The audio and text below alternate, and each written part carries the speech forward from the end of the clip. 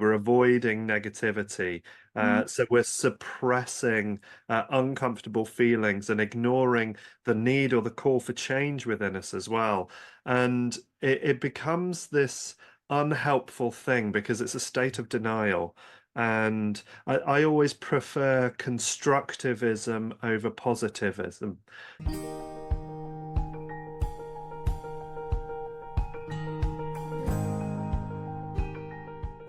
Thank you for having me on the show. And to just give you a quick potted history into my life and how I got to where I am, I've spent the last 21 years in professional practice as a kinesiologist. So I do manual muscle testing with people to work out what's going on in their life. But for years now, I've been working as an integral practitioner, which means that I use an integral framework, something developed by American philosopher Ken Wilber. And we look inherently at people's state of mind, their psychology, their belief systems. We look at their bodies, their behavior, their nutrition, their movement. We look at their relationships and how their cultural background is affecting them. And we take into account environmental factors within them as well, which can be both healthy and unhealthy stuff. And within all of that, I incorporate things like the shadow work that I do. I teach Qigong, so this is mindful movement, a little bit like Tai Chi. I'm an integral relationships facilitator. I'm a Bowen technique practitioner, McLaughlin scar tissue release. I specialize in epigenetics and functional nutrition. So I've really spent the last 20 years partly on my journey to understand myself and improve my health, my relationships, my life, but then being able to reflect all that back with the people that I work with. And we really do work one-on-one to create bespoke and unique solutions to people's problems, because I might see the same problem show up 10 times, but how anybody got there is their own unique thing. And I just love doing personal development with people and working through all sorts of different historical aspects and just trying to peel back the layers and work out how anybody got to where they did and how we can make life better for them. So that's what I mainly fill my life with.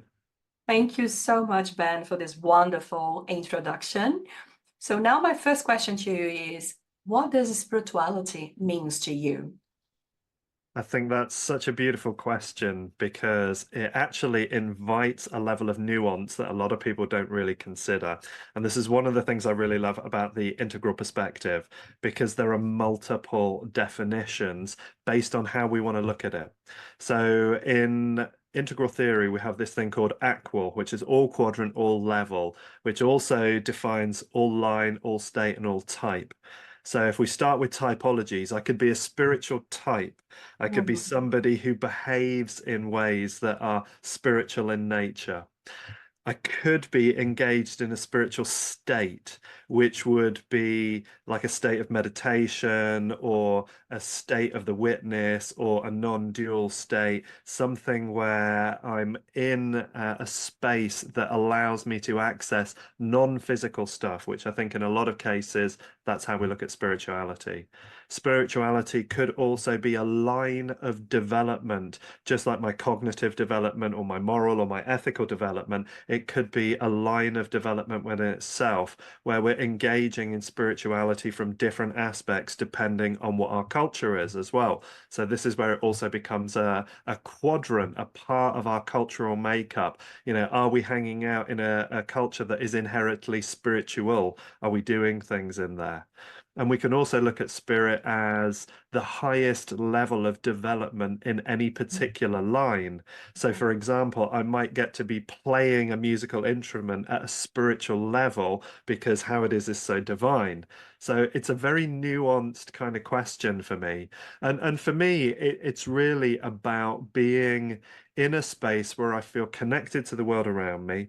I feel connected to myself, to my heart, to my purpose, to my energy, and seeing that reflected in all that's around me and feeling that within others. So it's about deep communion for me, deep communion to everything that is part of spirit.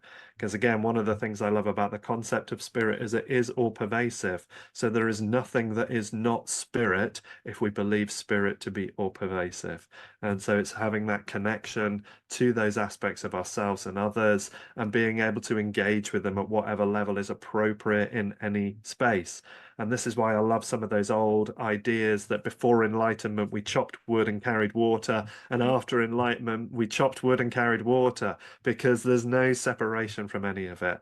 It all is left exactly as it was, and we're just shifting how we are. There's states and stages and types and quadrants. It's a very complex kind of thing. It's not a simple thing at all.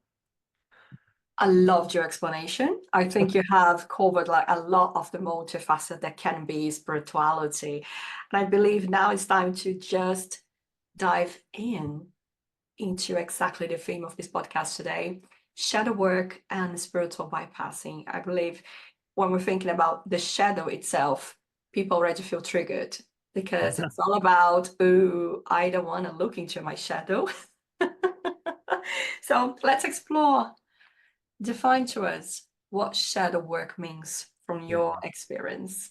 I totally agree with you as well. It's one of those scary parts of self-development work that I think is very difficult for people to enter into. And a lot of what we mean by shadow work was really defined by Carl Jung, psychologist from the 20th century, who was a legend within himself and, really developed the field of analytical psychology and transpersonal psychology with his work.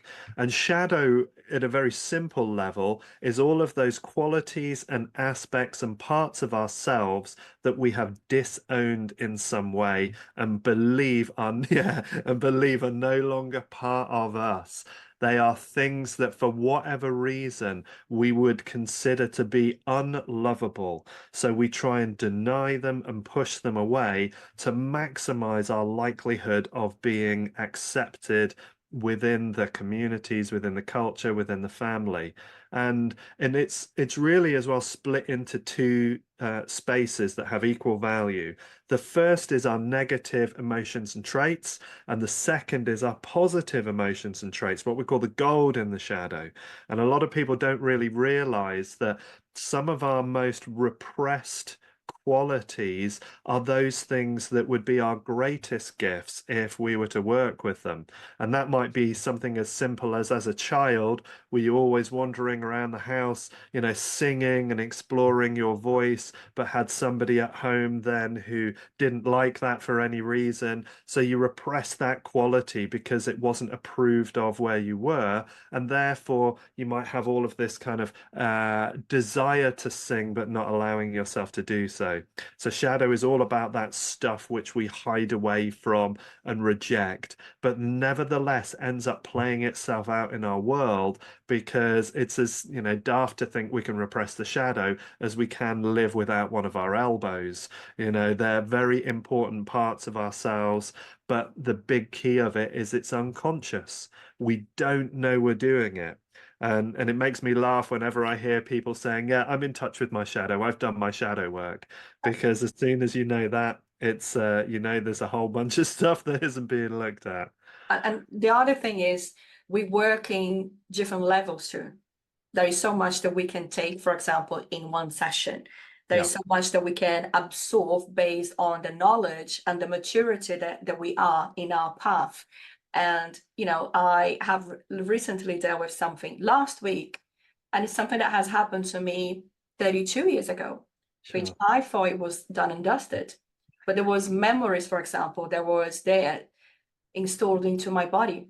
Yeah, And when I have worked into those emotions and just be able to sense that kundalini and that energy totally flowing, that was probably one of the most amazing healing experience that I ever had. yeah, So yeah, I believe when we say, and I have seen loads of books about shadow work, and I can tell you the cover only, let's say, scratching the surface. yeah, Because yeah, if you sure. really want to do the work, it's an ongoing basis, and you really need to look for professional support. Yeah, Doing all of these alone, it's possible, yes, but it's going to take much more longer for you to get deep into where you really need to mm, visit and feel. And it's just beautiful when we can allow ourselves to face whatever has been holding us back, whatever it is, shame, regret, name it. yeah. It doesn't And matter. And I think there is some really interesting stuff about shadow work in the fact that for a start off, we can create new shadow elements at any point in our lives. Yeah. So shadow work is never something that's done. And in fact, as we look at consciousness development and integral theory, there's always that moment where we're starting to kind of dissociate from the level that we're in. We know we're like done with a certain thing. And it's a point where we start realizing that we're not interested in a particular group or their ideologies, their thoughts anymore. We're starting to dissociate from it. We can create shadow in that process. As we start to transfer into a new level of development, new people, new ideas, new thoughts, we can develop shadow there. And as we're trying to integrate all of that, we can develop it. And on top of that, we've then got this thing that certain shadow elements, because they're unconscious, we might not trigger them except for very, very rare occasions. It may need Mhm. very, very particular circumstances, people's energies, locations, even sounds, smells, things that it's only when those things become present again, we have this kind of response that we notice and we're aware of something coming alive in us. And that's always a good question to then check in on, are we having a shadow response to a thing?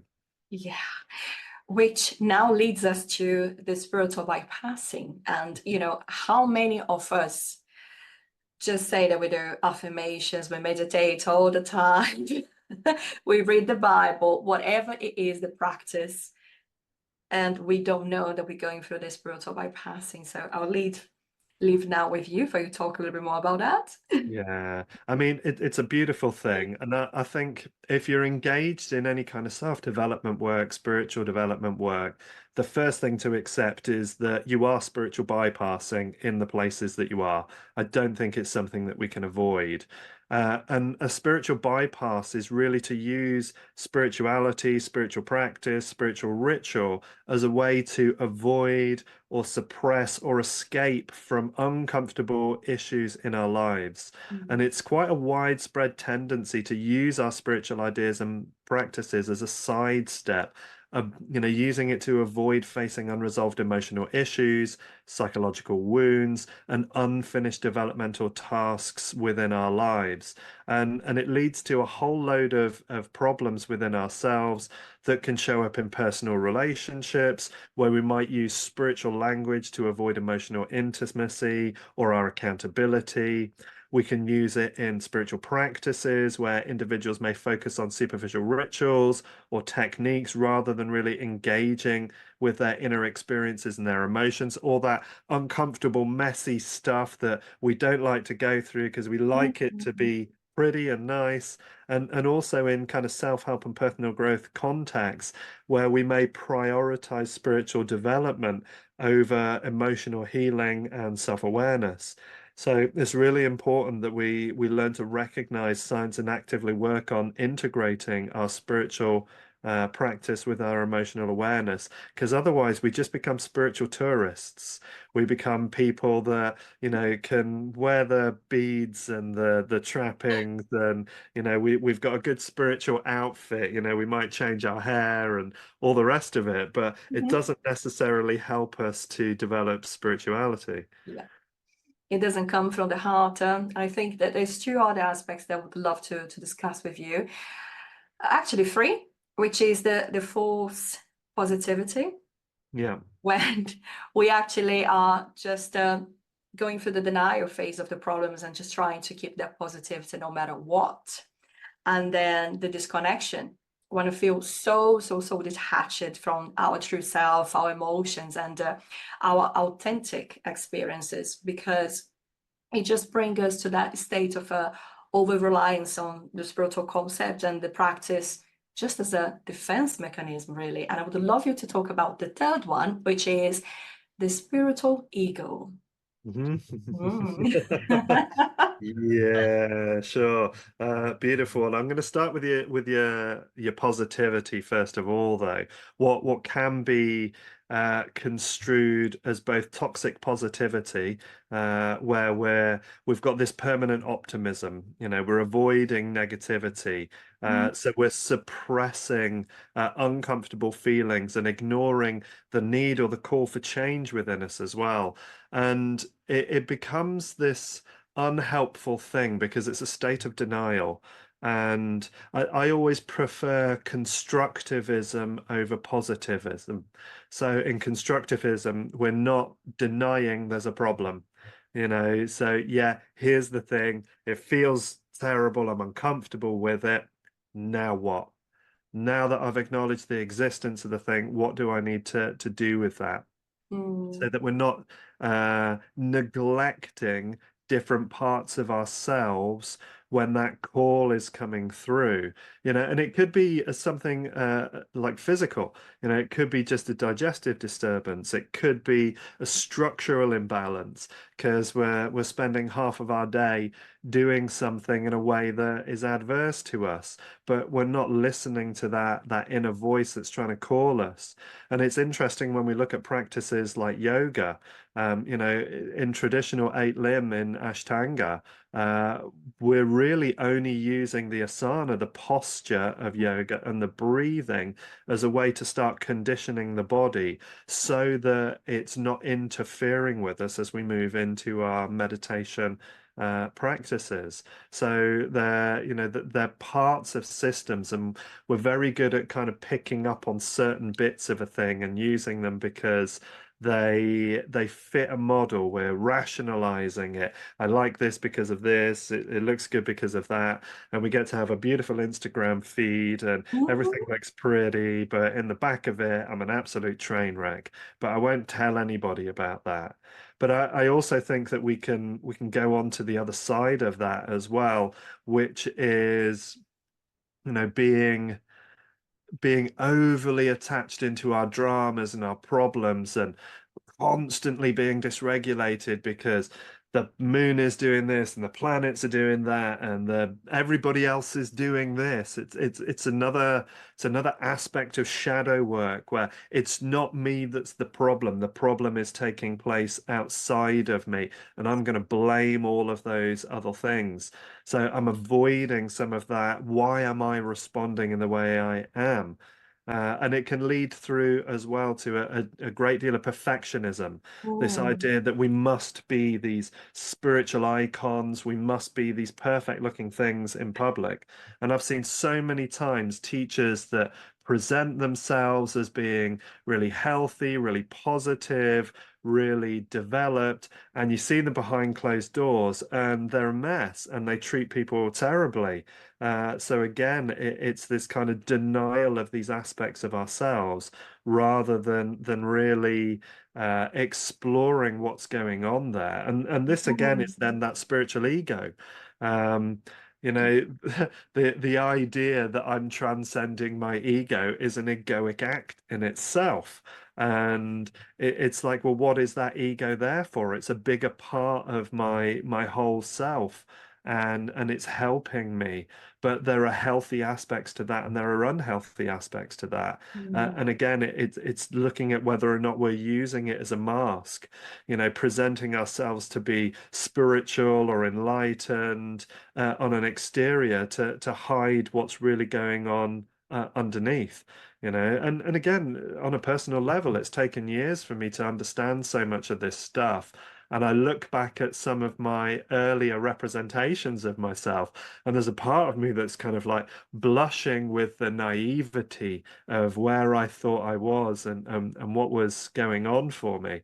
You know, and I got asked a couple of years ago in an interview about what it was like to wake up and have that spiritual awakening. And my response to the interviewer was, which time? Mhm. Because there's multiple aspects of ourselves that we can get deeper awareness of and grow through and develop with. And it's amazing what happens at each level of those. And even a lot of my teachers, my Zen teacher who had his first awakening in kind of like 1974 or something like that, is still having moments where he's waking up to deeper levels of who he is and is able to be very kind of open about the fact that this is a path. and as we're walking it, we cannot really see what is ahead of us. We only have an idea. So we're learning then to have the tools, have the technologies, so that each time these parts of us come up, we can then address them in a healthy way. We're not in denial of them. We're not giving this false idea that we're better than others or we're further ahead than others, because there's just a path and we're all kind of somewhere on it. Mm.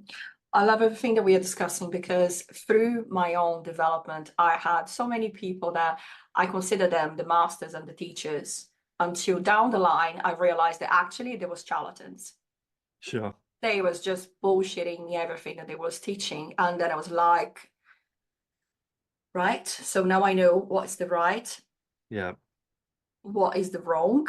Yeah. And I just asked, my spiritual team to make sure that I would have just the great and the best tutors that would be able to teach me different lessons Yeah. that would help me to understand how could I be at service Yeah. from a place of love and from a place of integrity, as I have seen what was wrong. Yeah. And that have caused me so much, let's say, it fueled me to want to be a better person. Yeah, yeah. And there's two beautiful aspects to that as well. There's that sense of there's two sides to the coin there. There's that sense of I want something greater than me to guide me, to support me, people with greater understanding. And I think that's a good thing to have. There's that old quote about if you're the smartest person in the room, you're in the wrong room. About having people that can inspire us, give us good reflection, share their experience, but seeing the healthy fallibility within there, that not having that sense of superiority or righteousness within there. So there's that first part of us choosing people, and there's the other side of it of the people themselves. We come back to that kind of ego state there about what is their need to be superior, what is their need to lead and control and have people follow them in that way. And a little bit like in attachment theory, how we see the anxiously attached typically chasing the avoidant. And it's kind of like there's the same dynamic in this whole kind of guru student space, that we all want somebody that we can look up to, we all want somebody to support us, but we've got to choose very carefully how good is our picker in selecting people that can healthily guide us and show us around. That is coming from that place of love and integrity. And I had probably last year an episode of someone that I consider to be in this level that I have worked with for a few years and even helped me a lot when I have lost my husband and was finding my way back to my spiritual path. And it turns out that this person have lost her son too. And what she had done, instead of she take the time to grieve, she had kept her mind busy with work. Sure. And she was offering trance sessions. And it was one of the most embarrassing and uncomfortable situations I have been myself, because, I'm on that point now where no one bullshits me. I can feel and I can know if you definitely have someone there bringing that presence, bringing that wisdom. And I couldn't feel anything whatsoever. The Yeah. person was just in her mind, and I was focused my attention on the beautiful birds and the trees that was on this side, for not focus, my energy into feeling we need to stop this is just not working. Because at the same time I was like, okay, this person is old enough and it's wise enough to know that she's not in a state of trance whatsoever. I want to see how this is going to go. And she completed the session and I said, well, thank you very much for all of the insights. However, I think that this meant to be for someone else. I couldn't take anything. So sometimes we just need to be honest. We don't need to fear that even that person that you have seen with a great eyes and admiration that it would be your tutor, they can also commit mistakes.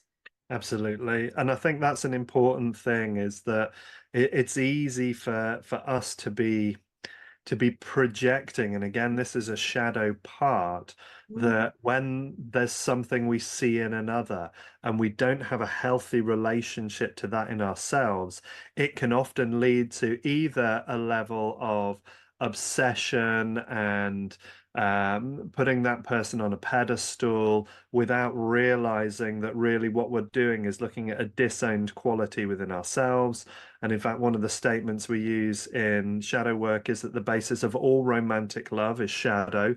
It's just me projecting those unintegrated parts of myself onto another because I want to see those parts in the world, and I can't feel them or identify them or connect with them in myself. So when I see them in others, I fall in love with those things. And that can very much happen in those kind of teacher-student relationships as well. So there's often a level of transference that's taking place into people. And I think it's really important that we just watch out for stuff like that. When I've got this, this teacher is so great, they're amazing, but it's kind of like I always like to just, well, let's check in. What parts of you are you not accessing that you're seeing in this other person? It's really important to build those relationships up. I love that. It's all about, we believe in ourselves too. We believe that we are into that path to evolve and don't have any sort of attachments or comparison, no matter where we are. Just trust that you are in the right place. There's still lessons for you to learn in order that you can fully move forward. And this is the beauty of the shadow work because it's all about, okay, let me look within again. What am I not feeling? What I'm not seeing? What are the lessons that I'm not being able to fully understand at this stage? So just moving a little bit, probably backwards and something that you mentioned already, but I wonder Mhm. if you can share with us a little bit of when do you believe it really has started for you, this process of the shadow work? It's a really good one, that is, and I have to say, as it does with so many people, it Mm, really came from a point where I needed it. So in my own life at the time, so this is going back now, kind of to around 2010, 2011, and I ended up in a situation with an organization that there was some really unhealthy behavior going on, that part of it was my responsibility, part of it was to do with how the organization was run. And the founder of this particular organization and myself, he and I just got into a real disagreement about how we looked at the world. And it was quite catastrophic. I mean, I kind of talk about it to a degree that had I not come across integral theory, had I not come across the shadow work that I do at the level now, I'm not sure if I would have killed myself or killed somebody else. So it was for me, it was oh, really, really hot stuff at the time. And prior to that, I'd had such a basic understanding of shadow. And it is one of these phrases that we often hear, which is, that which bothers you about somebody else is something you should look at in yourself, which is a very useful way to start into shadow work, but it doesn't really go into any of the depth or the nuance. So I was, kind of in a space where there was a lot of anger coming through. I was very frustrated, and it was very much it's not me, it's them that's the problem. mm-hmm. So again, these days, whenever I catch that kind of thought floating up, for me, it's like an alarm bell, ding, ding, ding. It's kind Yep. of like, look out here. If you don't think you're responsible for anything that's taking place, have a good check around and see where you are. What is it in that situation? And again, I credit the shadow work and the integral work, the integral theory, especially around lines of developmental patterns, developmental consciousness levels, as being the thing that saved me in that situation and allowing me to view it in such a way that I could process it and integrate it without it becoming a trauma. So that difference between a shock, something that is unexpected and powerful and transformatory, and a trauma, which is unintegrated shock. So I was able to transcend that shock, that difficulty, by these tools, and they just made an exceptional difference for my life in the process, and led me in then to much, much deeper shadow work, and then into teaching it and sharing it in the way I do now. Mm. We have, I believe, touched some bases on how we can do to identify the spiritual bypassing. So I just would love to do like a little recap, and then we can carry on adding a few other more.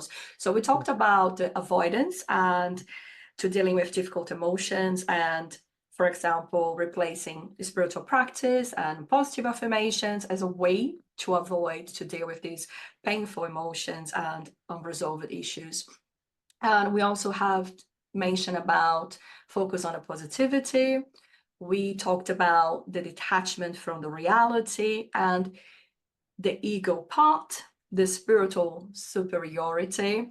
You just mentioned a little bit, I believe the terms that you actually was talking about is the personal responsibility, the Hmm. lack of the personal accountability that we can have into that journey, and how much important it is for our own empowerment.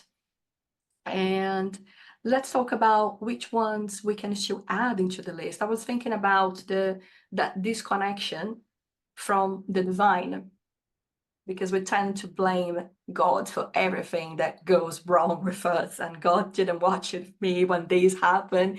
He didn't have Sure. my back and things like that. So, Yeah, it's a really interesting one, isn't it? Because there's this imbalance there. I see it so much in people that, spirit is guiding me, I'm on spirit's path, I'm being led, everything is fine, and then I'm angry because I'm not getting what I want. And it's very much what we link into something called the pre-trans fallacy. It's this pre-personal, pre-conventional, literal understanding of magic. This idea that as an individual, my rituals, my practices mhm. are going to change things. It's a twisting or a misinterpreting or a distorting of spiritual teachings. And again, it's avoidance of responsibility. It's not looking at where am I as an individual actually responsible. So we're not actually present in the moment. We're not observing the effects of our actions, our behavior, our words on the world around us, and we're lost into this spiritual dream.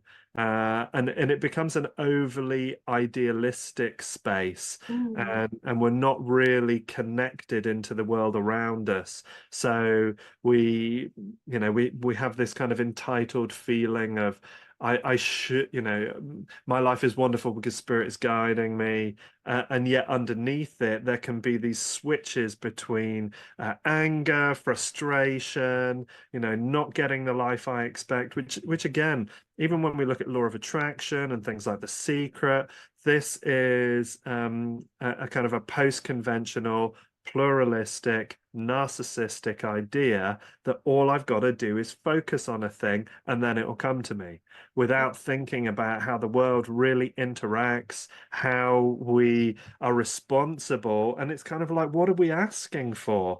We have this deep entitlement, believing that, and again, it's very much a kind of a Western, predominantly white person's view that I have this entitlement to a thing.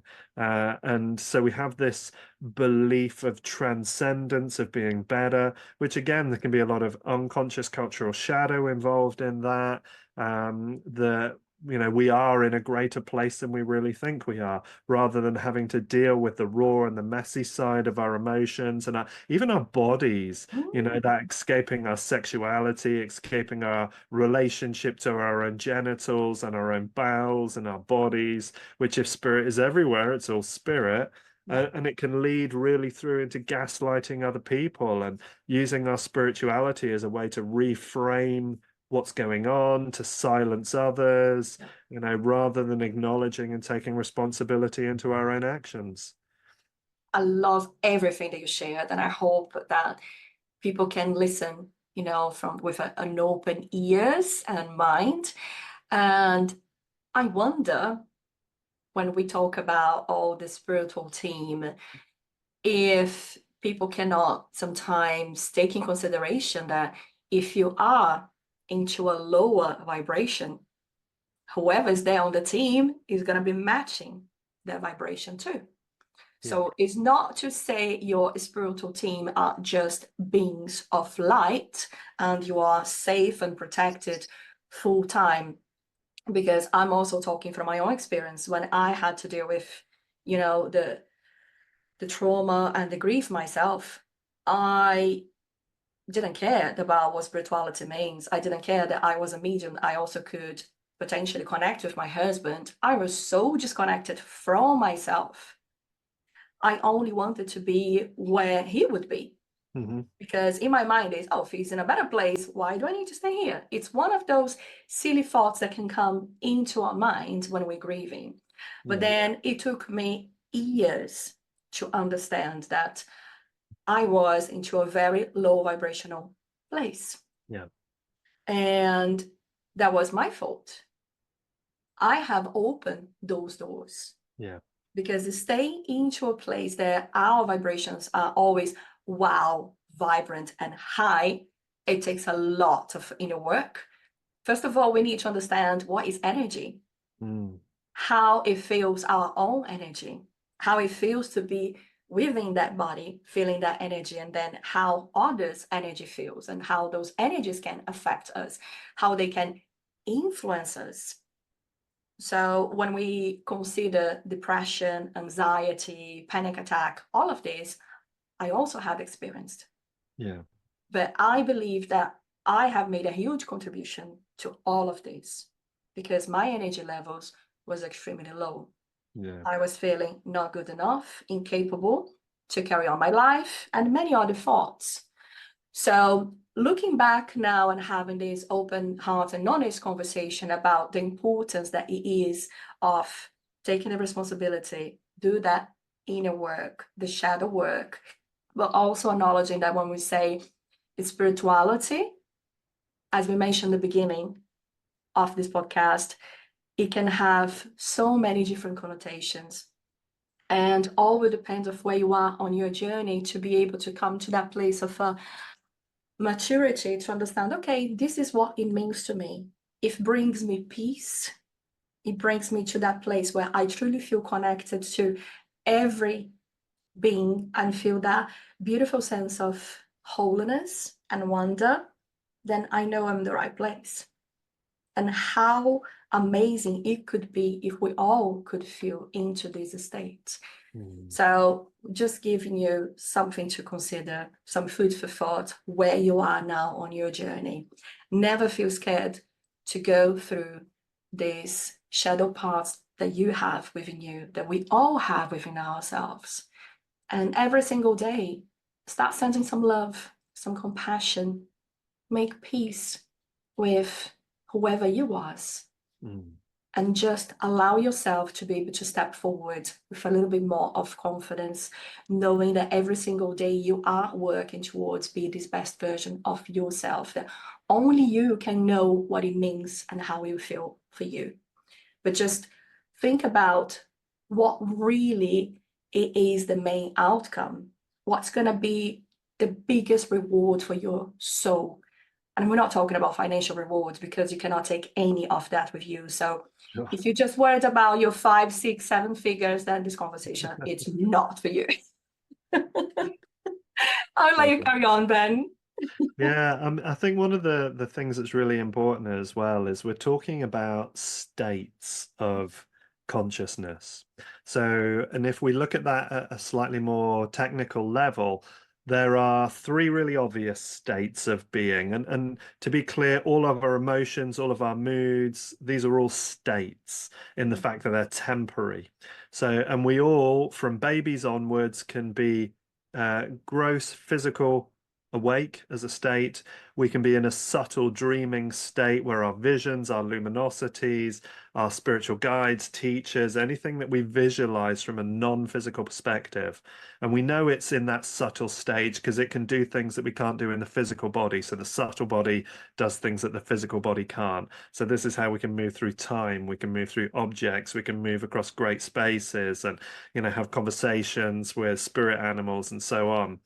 And then we've got our causal dreamless state, the empty mind, the no thingness, where that witness state is there, that I can observe what's taking place, but I'm not of it in the same way. And then there's the transcendence beyond that, which is that non-dual state, where the form of the physical and the subtle are there present at the same time as the formless of the causal state, and they can be there at once. So we've got these states of consciousness, and these are not the same as stages of development. And in fact, one of the things that Ken Wilber, along with a guy called Alan Coombs, worked out in something they called the Wilber-Coombs lattice is the fact that whatever stage of consciousness development I'm at, whether it's a magic, a mythic, a rational, a pluralistic, or so on, that's how I will interpret my states of consciousness. So if I'm still got developmental blind spots that keep me stuck in magical thinking, I'll interpret my states of consciousness in a magical way. If I'm at a mythic level, I'll interpret them from a mythic level and so on. So we can actually be overly attached to these things that are really quite transient. They come and they go. But we do get to a point where, when we've done enough meditation and enough self-development, where we get acquired state stages, we're able to actively connect into that subtle realm or in that causal realm or in that non-dual realm while we're in a gross waking state, which is what differentiates us from that adualism of babies who can still be subtle dreaming and causal dreamless, and us in a kind of a transpersonal state. Beautiful. So now, Ben, what are the main three, I would say, tips you can share with our audience, whenever if they feel that they're going through this, stage of the shadow and the spiritual bypass, what they can really do to improve? I know we shared already so many wonderful insights here, but we're bringing this wonderful podcast to an end. So I'm going to leave that with you. Yeah. So the three things I think are really important in shadow and spiritual bypassing. The first two really relate to shadow, which is noticing, because between any stimulus and our response, there's a space. So in that space, noticing, does that stimulus affect me? Not just am I informed by it. So there's a difference between noticing that somebody's being selfish and like, wow, man, that person's being really selfish. So there's a difference between being informed by a thing and being affected by a thing. So that's one of the first little tags that we see. And that's not to say that we shouldn't be affected by stuff. And this is one of the things that we can actually get in spiritual bypassing, is being overly detached, just not acknowledging the emotions within us. So noticing when we get affected. The second is, do I think I have that quality? So if I lack it, but I see it outside of me, that's warning number two for shadow.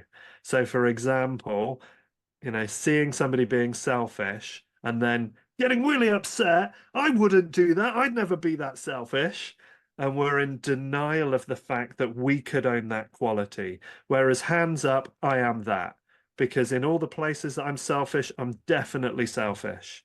So, and that actually leads into a healthier form of compassion, Mhm. because I can accept where and when that might be a useful state to be in. So it's not this idea that I'm so pure and pristine and amazing, I no longer have that issue, but actually accepting there are times and there are places where I can understand why that selfishness might arise. So those first two, am I affected by it? Do I lack it and see it only outside of me? And then the third bit, which is a lot about the spiritual bypassing side of it, is check your judgment. And this is, again, it's a performance contradiction that we see in pluralistic thinking. This idea of superiority, I'm better, than you at this, and noticing whether or not we are putting ourselves in some kind of elitist position rather than being compassionate and understanding about what's taking place. And one of my favorite performance contradictions that we get in pluralism is this idea that being non-judgmental is better. Okay. So, for example, that's a judgment. Mm. The being non-judgmental is better. So it's already a contradiction within itself. The idea that no hierarchy would be better than a hierarchy. We then create a hierarchy where no hierarchy is better than a hierarchy, which is, they're performance contradictions. So it's looking for those judgments within ourselves and just looking at, why am I judging that thing? What does it say about me? So it's always using our reaction to the outside as a question, an inquiry for ourselves as, how does that really pertain to me, rather than what's outside of me, which is merely the stimulus. And that's not to say that, again, that we don't have to act or be angry or judge things at times, because I need to. If I didn't judge the road before I cross the street, I might get run over. If I didn't judge the freshness of my food before I eat it, it might make me sick. If I don't judge the healthiness of the people that I allow into my psychological field, that could make me ill. So, am I affected? Do I lack it? What's my judgment? Those are the three that I would say are really useful just to keep an eye on. Thank you so much for sharing all of your wisdom and insights with us. It has been a pleasure to have you in the show. Thank you, Marcel. I loved being here. Loved talking about this with you. Thank you. Thank you. And as you reflect on this episode, consider these questions. Are there areas in your life where you might be using spiritual practice to bypass the difficult emotions? How can you start integrating the shadow work into your personal growth journey? Think about all the practical tips that we shared and how you can apply them. What are the key takeaways for you? And how can you use this understanding to create a more authentic and balanced approach to your own spiritual practice? Don't forget to subscribe, download, follow. Say how much you love us. Share your love with us. Share all of your doubts too. We're here to support you. So, till next time, for now, lots of love and have a blessed week. Love you.